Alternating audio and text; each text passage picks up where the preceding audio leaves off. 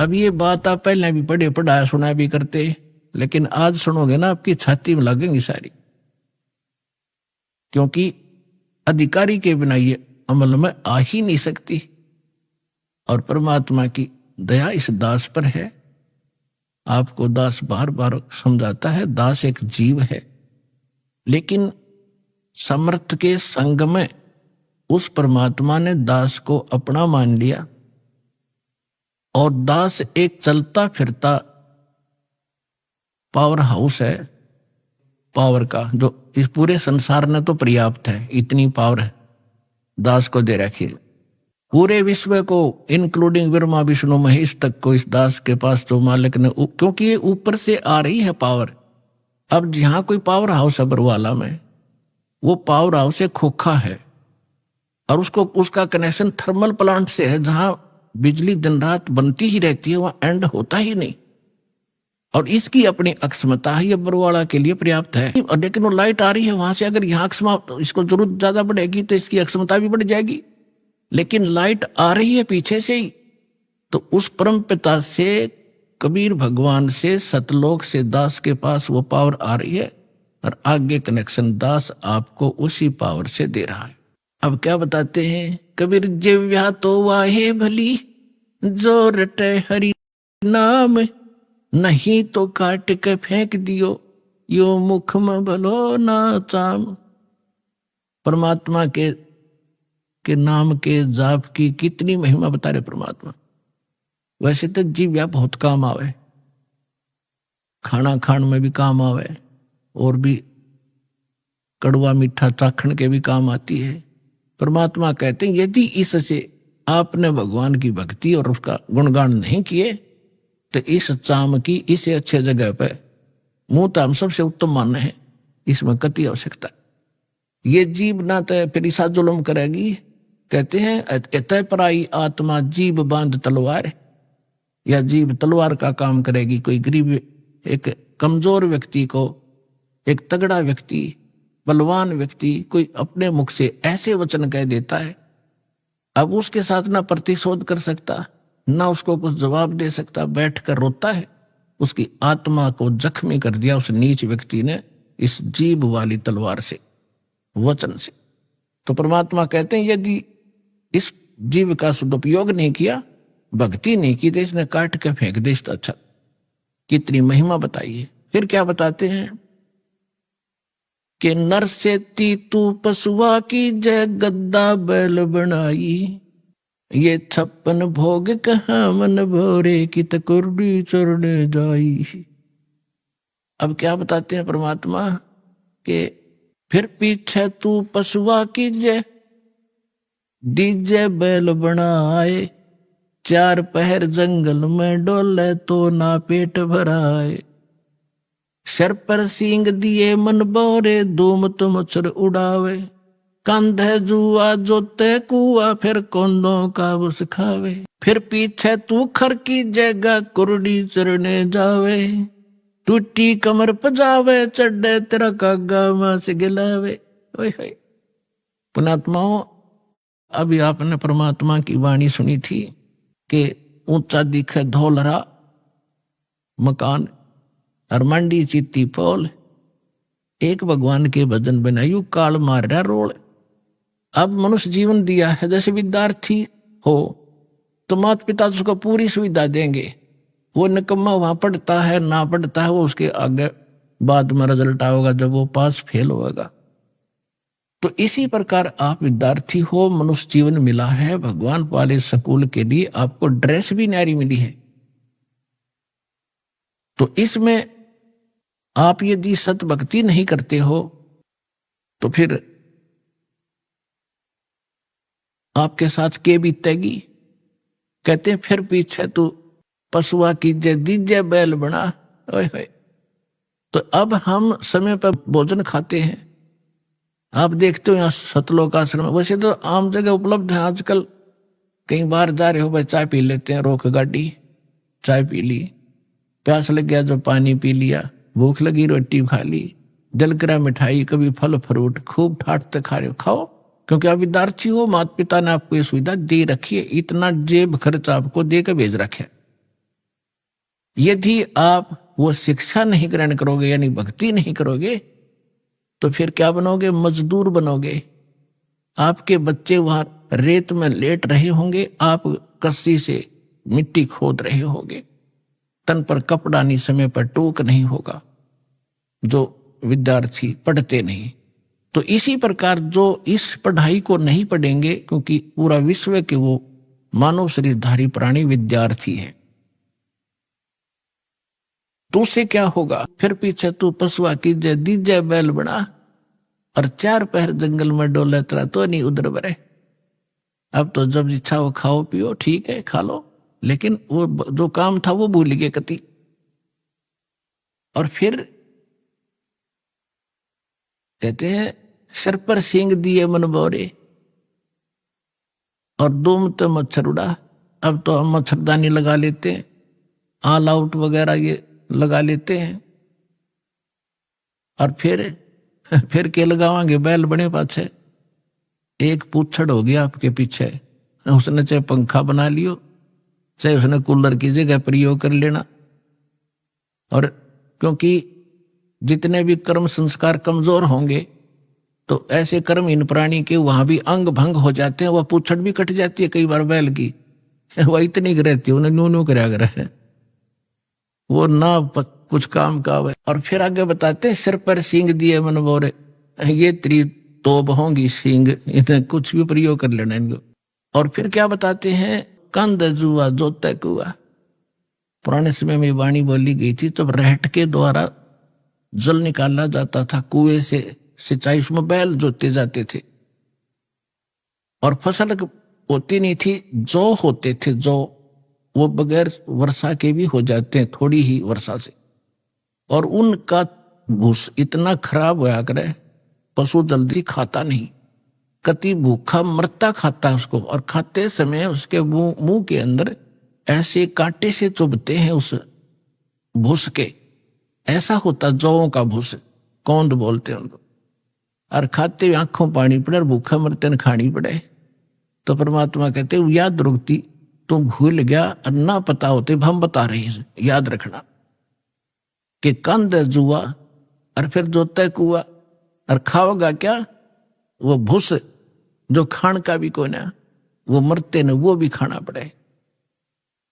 अपने आत्माओं इस जीव का दुरुपयोग और सदुपयोग अब करना होगा। दुरुपयोग तो करना ही नहीं, और सदुपयोग ना करने से क्या हानि होगी? दास का जन्म एक किसान परिवार में हुआ, जाट किसान के घर, और हमारे घर एक बैल था, हम छोटे छोटे जब देखा करते थे। और हाली सुबह सुबह बैलों को ले जा रहा था, वक्त से किसी ने कोई कील थी इतनी लंबी लोहे की चोबा, उसके ऊपर की कैप कट गई थी, वह रिजेक्ट करके गली में फेंक दी। वह बैल के खुर में, पिछले खुरों के बीच में घुस गई। अब बैल स्पीड तो चलते चलते 2-4 कदम जल्दी जल्दी रख गया, वो अंदर ठुक गई, वो लंग करने लगा पैर से बैल। तो हाली ने सोचा ये वैसे कोई ठोकर ठाकर लगी और वो जाएगा ठीक वहां तक। तो पहले ऐसे ही जो कोई दिक्कत हो जाती, पैर बैल का लंग करता, तो अन्य बड़े सियाणे नु क्या करते, बैल को रोकना नहीं चाहिए, कोई नस पर नस चढ़ गया तो ऐसे काम लेने से ही ठीक होती है, और ऐसी नस चढ़ी होती तो हो भी जाया करती थी। इस कारण से हाली ने सारा दिन उसको टेकन नहीं दिया, उसको काम ही लेता रहा। और शाम ने जब आया, शाम तक पैर सूज गया, उस पर स्वेलिंग आ गई, आते बैल बैठ गया और लंबा पैर पसार गया पिछला, मुंह लावे नहीं कहे करना खावे, आंखों से पानी पड़े। तो देखा कि इसका तो सोई ज्यादा होगी, सुबह उठा नहीं। तो ऐसे पहले वैद्य होया करते डॉक्टर पुराने गांवों में। किसी ने बताया देख जाकर कि इसके घुटने पर सोई बा आ गया, बा, अब सोई चढ़ गई ऊपर घुटने ताई, वाड़ी खुरा, उसका पट्टी बांधे गरम गरम। अब वो बता नहीं सकता बोल के मुझे कहाँ पीड़ा है। और जब अफलातून पाक रहा था, जब सोचा था मेरी ऐसे ठाठ रहेंगे, परमात्मा कहते तू जाने मेरी ऐसे न बहगी, ये तो हरदम लेखा भरना रे। तो 1 महीने 20 दिन के बाद वो पैर पक्या, वकील वाला स्थान तो नीचे खुरों में था। अब खुरों में भी हाथ उठ मार के देख लिया, उसमें कुछ ऐसी विशेष चीज उसमें दिखी नहीं ना। वो बार वो तो अंदर घुस चुकी थी सारी, पत्थर कंकर लायक के।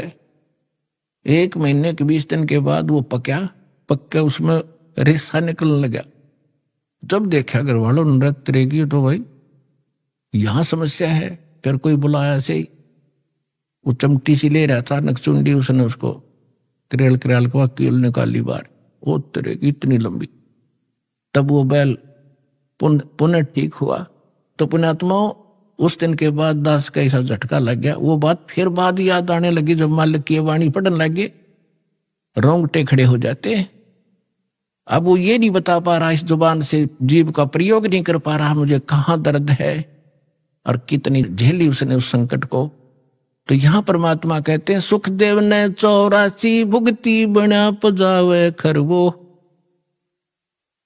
तेरी क्या बुनियाद पुरानी तू पेंडा पंथ पकड़वो हो। ये सूक्ष्म वेद है, इसकी एक एक पंक्ति का एक न्यारा न्यारा अलग अलग अर्थ बनता है। अब क्या बताते हैं कि सुखदेव एक ऋषि हुए हैं, महर्षि। उन्होंने भी 84 लाख योनियों का कष्ट भोगना पड़ा। और बना पजावे खरवो, वो कुम्हार के पुजावे पर गधे की योनि उसने भी भोगी। एक समय सुखदेव जी जब उसकी दिव्य दृष्टि काम करने लगी, पीछे आगे का उसको पता लगा, तब वो खुद बता रहे थे कि एक बार में बड़ी साधनाएं की, स्वर्ग भी गया, राजा भी बना, और फिर एक समय में गधे की योनि भोग रहा था। अंधा हो गया, धनी ने छोड़ दिया, कुमार ने 2 डंडे मारे और कर दिया चलता। मैं चलता चलता एक पगडंडी पर जाता जाता जंगल में पहुंच गया। वहां एक नाला था, इक्का दुक्का व्यक्ति वहां से आता जाता था। उस नाले के निकट जाकर मैंने सोचा जंप लगा ले, उसका मुंह फंस गया, आगे मुंह टिक गया, गर्दन और पीछे कमर फंसगी बन गया और पैर लटके नीचे। अब वहां किसी ने मुझे निकाला नहीं, क्योंकि सारा दिन में एक आध व्यक्ति जा उस रास्ते से। मेरी पुली बना ली। 1 हफ्ता 10 दिन में भुगत का मेरा भूखा और प्यासा। अब मुझे वो सीन दिखाई देता है, मैं उठकर बैठ जाता हूं, अपनी भक्ति करता हूं। तो यहां परमात्मा कहते, सुखदेव ने 84 भुगती। वो साधना करते करते, सुखदेव जैसे ऋषि जो साधना तुम कर रहे थे जिन भगवानों की, उन पूजाओं को करते करते सुखदेव जैसे महर्षि भी 84 लाख योनियों में कष्ट उठा रहे हैं। और आपकी क्या अवकात है, तेरी क्या बुनियाद पुरानी। छोटी मोटी मंदिर में घंटी मार के और जय गणेश देवा करके तू पार हो जाएगा, या इस संकट से पार हो जाएगा। तो पेंडा पंथ पकड़े, वो पेंडा यानी मार्ग, पैडा वे ऑफ वर्शिप, पूजा का वो मार्ग, वो रास्ता ग्रहण कर। कौन सा? जो हम बताने आए, जिससे तेरा यहां भी सुख और परलोक भी सुधरे। तो पुण्यात्माओं प्रसंग चला था कि हम परमात्मा से डर कर रहें और उस परमात्मा पर विश्वास करें। और उसने हमें ये सिखाना चाहते हैं कि तुम भगवान पर विश्वासी बनो। अभी आपने परमात्मा के भोग के समय परमात्मा की वाणी सुनी थी, मोकू का ढूंढे रे बंदे मैं तो तेरे पास में। सब कुछ नकारा करके क्या बताया है, कहे कबीर सुनो भी साधो, मैं तो हूं विश्वास में। यदि आपको यह विश्वास हो गया Kabir is God, Kabir is supreme God, तो राहत भगवान देगा। और जय आपके मन में शंका संशय रहेगी तो मालिक सहारा दे नहीं पाओगा, आप केवल वर्क डन ही प्राप्त करोगे। तो उसके लिए दास का प्रयत्न रहता है कि आपके हृदय में सब शंका हटा के और परमात्मा को परमात्मा जचा दूं, और तभी आप आगे बढ़ोगे। जब आपको विश्वास होगा कबीर इज गॉड, इसलिए रह रह कर ये सत्संग सुनाए जाते हैं, प्रमाण दिखाए जाते हैं, ताकि आपकी शंका जट कति मूल से नष्ट हो जाए और फिर कबीर साहब रह जाएगा। आज तो हम उसको कवि समझ कर रिजेक्ट करे बैठे थे, लाल को कौड़ी समझ रहे थे और कौड़ियों की गठड़ी बांध रखी थी। 36 प्रकार के देवता पूजा करते, उनको लाल समझ गए, हम डले ढो रहे थे। परमात्मा कहते हैं चारों युग में मेरे संत पुकारे और कोक कहा हम हेल रे, हीरे माणक मोती बरसे ये जग सुगता ढेल रे। हम चारों युगों में ये ज्ञान बताया कर चले गए, हमारा किसी ने नहीं सुना। ये पर भी लेन जात है दुनिया, हमारा ज्ञान किन्हें ना सुनिया। ये केदारनाथ पर जाकर मर गए हजारों की संख्या में, और हमारा ज्ञान किन्हें नहीं सुनिया। कितना आसान तरीका, कैसी यहाँ परमात्मा ने अपने बच्चों के लिए सुविधा दे रखी है। ये आपका पिता है, ये आपके पिता का घर है, अपने पिता के घर पर यह सुख प्राप्त हो सकते, इस पृथ्वी पर आपको मिलेंगे नहीं। तो प्रसंग चल रहा है, परमात्मा ये सिद्ध करना चाहते थे। परमेश्वर कबीर साहब जी एक झोपड़ी रहा करते थे, कपड़ा बुना करते थे, और कपड़े के बुनाई की जो मेहनताना आता था उसी से अपना परिवार पोषण करके दिखाते थे। परमात्मा का अपना कोई निजी परिवार नहीं था, उसका तो सारी सृष्टि परिवार है। उनका पत्नी नहीं थी, 2 बच्चे आपको बताया था, सत्संग में बहुत बार बताता है दास। लड़का एक लड़की, किसी की फड़क निकालने के लिए वह जीवित करे थे, और वो बच्चे फिर अपने बेटा बेटी रूप में रखे थे। 2 माता पिता थे, मुंह बोले, जन्म नहीं था उनसे मालिक का, वो निसंतान थे। के फूल पर परमात्मा सतलोक से आकर एक ऋषि से उठा लेके थे। तो वो सब लीला करते हुए युवा हुए, तो दुल्हे का काम करने लगे, धान कहलाए। माता पिता मेरे को दासी, हर दुल्हे का पुत्र आण को आया जगह है। तो परमात्मा ये ज्ञान दिया करते थे, और साथ में ये एक रिहर्सल, एक एग्जाम्पल कोड करके चले गए कि संसार में मेरे तो निर्धन कोई नहीं हो सकता, और निर्धन होकर भी नीत साबित रखे। जैसे दास ने बताया था कि आपको यहां बुलाने का उद्देश्य है कि आपको सब क्रियाओं से परिचित कराऊं, परमात्मा के लाभ को प्राप्त लेने की विधि आपके हृदय में जचाऊं, ताकि आपकी नीत साबित हो, दान करण की नीत बने। और धर्म दान करे बिना उभर नहीं सकते आप। जैसे दास ने कहा था कि किसान ने फसल भी बो दी, बीज बो दिया, और खाद पानी डालिया नहीं, तो सफल नहीं हो सकता। ओनली केवल मंत्र देण मात्र थे आप सफल नहीं होगे। इसमें खाद पानी है, ये तो बीज है, मंत्र जो तीनों मंत्र है, और इसमें ये 5 यज्ञ समझो खाद पानी है। तो ये प्रॉपर डालने पड़ेंगे, जैसे दास आपको गाइडलाइन बताता है परमात्मा की बताई हुई, तब आपकी भक्ति रूपी फसल पूरी होगी। तो उसके लिए परमात्मा भी यही क्रिया कराया करते हैं।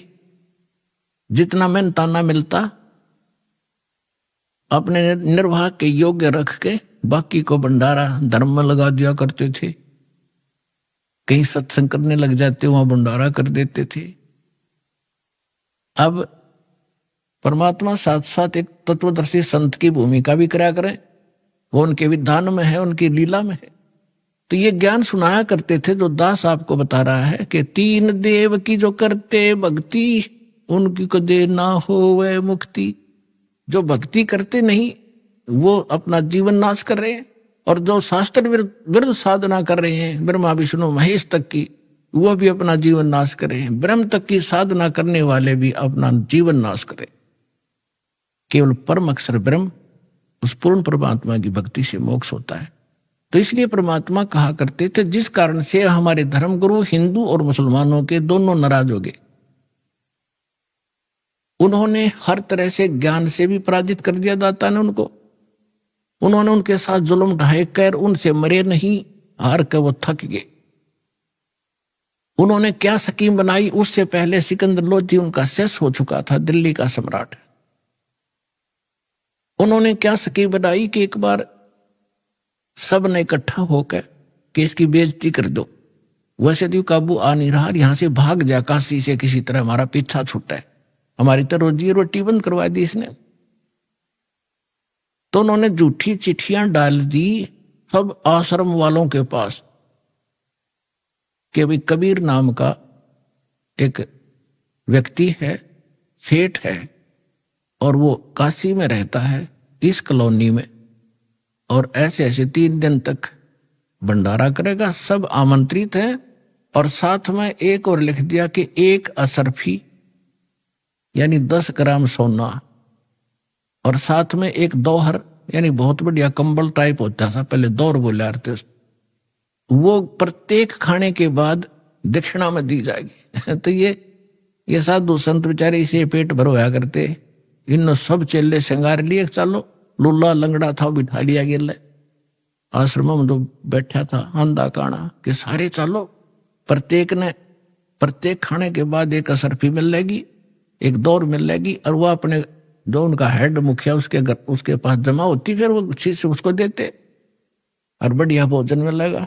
तो कहते 18 लाख आदमी आगे, ये साधु संत फकीर सारे गिरी पुरी सब मंडलेश्वर। अब सुबह सुबह रविदास जी और कबीर साहब तकरीबन इकट्ठे रहते थे सारा दिन लगभग। तो सुबह सुबह रविदास जी घर से उठे, देखा बाहर मेला भर रहा, भाई पूछा कहाँ से आए हो तुम, कौन हो, क्या फंक्शन है आज तुम्हारा इकट्ठा होने का। तो वो बाबा लोग कहते हैं कि काशी वाले तुम कौन सी दुनिया में रहते हो, तुम्हें पता नहीं हम इतनी दूर से आ गए कि यहाँ कबीर नाम का कोई सेठ है, और ऐसी उस कॉलोनी में रहता, दुलाहों वाली कॉलोनी के पास, नीरू का पुत्र है। उसमें पूरी डिटेल बता रहा कि कितने भ्रम रह जा किसी गए, और उसने ये भंडारा कर रखा 3 दिन का, और साथ में ऐसा ऐसा लिखा है, और तुमको पता नहीं बनारस के बनारस में। अब रविदास जी तो समझ गए कि ये किसी ढीठ आदमी की बकवाद है, और आज तो नाश पीट दिया इसने, दुनिया आ गई निरी। रविदास जी पहुंचे परमात्मा वाली झोपड़ी में और कहने लगे महाराज जी आज तो नाश हो गया, काशी छूटेगी। क्या हुआ बताता है कि किसी ने झूठी चिट्ठी लिख रखी आपके नाम तय है, और न्यू लिख रखा है 18 लाख आदमी आगे हैं, और न्यू लिख रखा है कि 1 असरफी देगा, प्रत्येक खाने के बाद 1 दौर दक्षिणा मिलेगी। इस लालच में गिनती नहीं होती, इतने आ रही है। परमात्मा बोले रविदास एक कुंडी लाले भीतर थे और बैठ जा, आप वहां जावाएं को नहीं, आप चले जाएंगे टक्कर मार के। रविदास जी बैठ के ने बोला भक्ति करे, आपत्ति में भगवान याद करना चाहिए, मैं भी माला जपू तो भी बैठ जाए, आप भी बैठो। अब परमात्मा वहां बैठे, रविदास जी ने देखे ये माला जप है, और परमात्मा पहुंचे सतलोक में। वहां से फोन कर दिया कि मैं आ रहा हूं, तैयार करो फटाफट। सतलोक से उन्हीं आत्माओं से 9 लाख तो बैल बनाए, और उनके ऊपर बना बना भोजन, जलेबी कचौड़ी पकौड़ी हलवे पूरी, वहां तो सदा नो का नो रहे बना बनाया, और लाद के 1 सेकंड में पहुंच गए वहां, गंगा के परले पास से खड़े हो गया आके, दुख जुड़ो तुम बोल। और फिर गंगा से आगे आना था, वह गंगा इतनी फुल स्विम पर चल रही थी, एकदम पानी 1.5 फुट हो गया। दुनिया देखा रहा इतनी एकदम डाउनफॉल, गंगा में पहली बार देख रहे हैं हम, जल नीचे उतर गया। तो उधर से क्या देख रहे हैं, घाट में का नर्रे बैल आने लग रहे हैं, सब देखें खड़े होकर ये कौन आ गया। और दूसरा रूप बना लिया परमात्मा ने, और केशव नाम बताया अपना एक व्यापारी का। पहले बंजारे होते थे, बंजारे बिजनेस किया करते थे, बैलों के ऊपर जैसे गधों पर बोरे होते ऐसे बैलों पर लादा करते थे, यही ट्रांसपोर्टेशन का साधन था। आजकल तो ट्रकों से होती है, फिर बैलगाड़ियों से शुरू होगी थी, लेकिन पहले बैलों के ऊपर, जंगलों में रास्ते थे नहीं, जंगलों में से निकाल ले जाते, आगे पीछे बैल लगा के जैसे ऊंट बांध लिया करें। तो उस समय ऐसे बंजारे लोग बिजनेस किया करते थे, किसी मंडी से गुड़ ले आते, उसको वहां बेचते जहां गुड़ नहीं होता था, तो उनको बंजारा बोलते थे। तो केशव नाम बताया, और आके तान दिए तंबू सारे। उनमें गरीबदास जी ने लिखा है कि वहां लड्डू और जलेबियों की नौके पूरा ढेर का ढेर पड़ा, पाड़ की पाड़, पालकार ऊंचो ढिरनो, बहुत ऊंचा। अब 18 लाख आदमी का भोजन, और कोई पतीला बतावे को नहीं। तंबू बिछा कर बढ़िया कपड़े नीचे, और सुंदर तंबू टेंट सुंदर, ऐसे चमकीले, धूल भी ना लग गया उनके।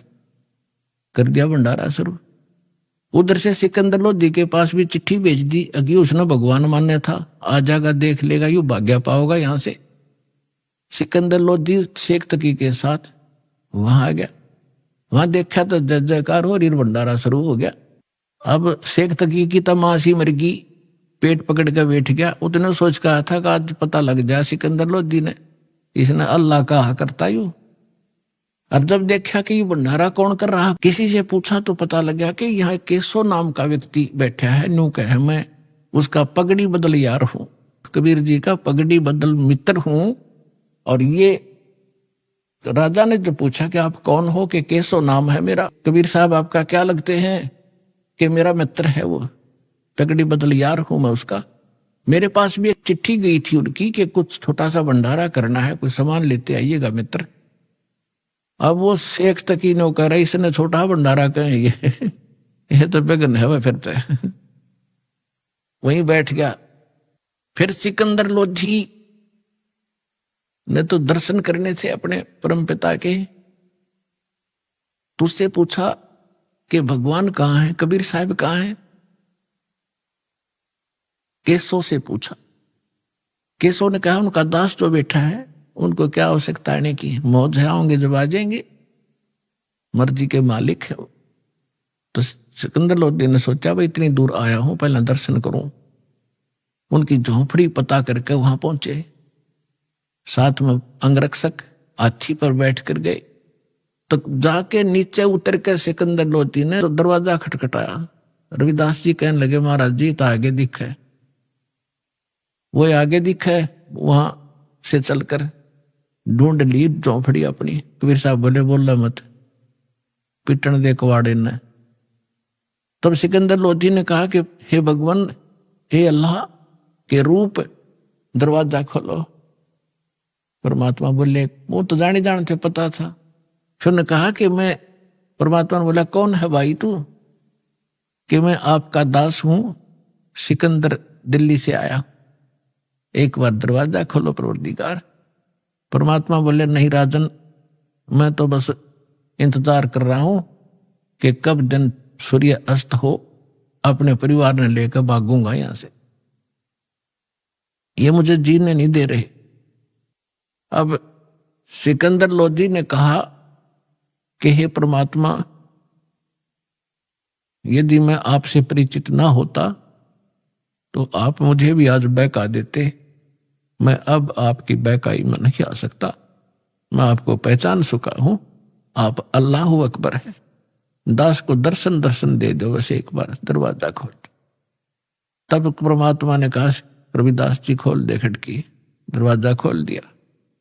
सिकंदर लोधी ने दंडवत प्रणाम किया दिल्ली के सम्राट ने, और कहा परवरदिगार आपने कैसे रंग लगा रखे हैं, आपकी जय जयकार हो रही है, ऐसा भोजन सब खा रहे हैं, कैसा भंडारा कदे देखा ना सुना।